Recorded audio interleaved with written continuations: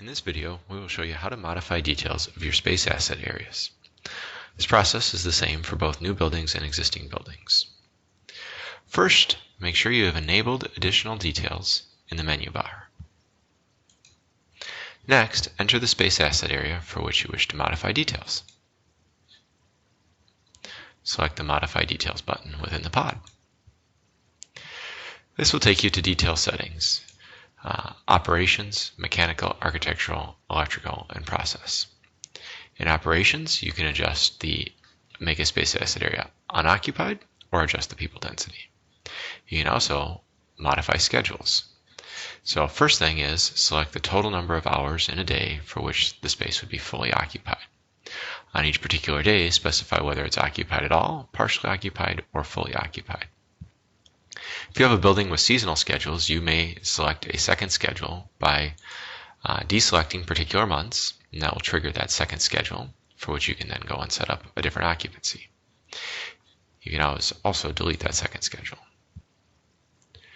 From here, you can go and modify mechanical details. This includes thermostat settings for both heating and cooling, occupied and unoccupied temperatures, as well as ventilation requirements.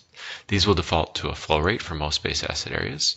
You can simply override the defaults for either outside air per person, outside air per area, or exhaust flow rates.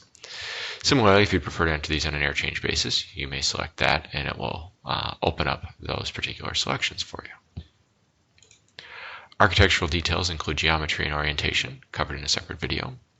Envelope constructions, so floor-to-floor heights, wall types from the drop-down, or roof types from a drop-down as well. Alternatively, you may enter the total assembly values here if you wish.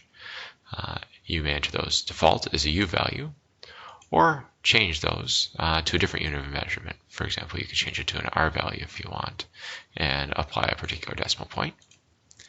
From there, then, you could enter that particular R value that you wanted to. Please keep in mind, if you're doing it this way, that this is the total assembly value, including all effects of thermal bridging. Within geometry, you may also note whether or not a particular space asset area is included within a pressure boundary for infiltration measures in blower door tests. Lastly, there is fenestration or glazing. You can specify this by the window construction, or again, similarly by entering specific window properties. Within window construction, you can select your fenestration type, curtain wall, storefront, or window, your glazing type from a drop-down, and your frame type as well from a drop-down.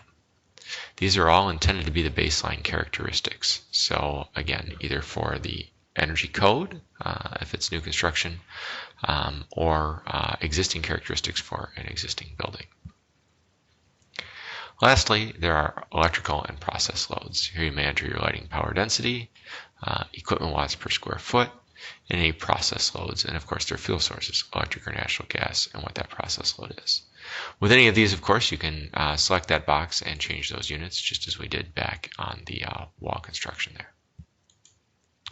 When you're done, you may of course use a navigation at the bottom to jump to a different space asset area, or view everything in summary. When looking at things in summary, if you see a particular space asset area that you'd like to go and further modify, within that you can simply click that and it will take you right back to that space asset area there to modify. When you're done, select Done. Of course, do not forget to save.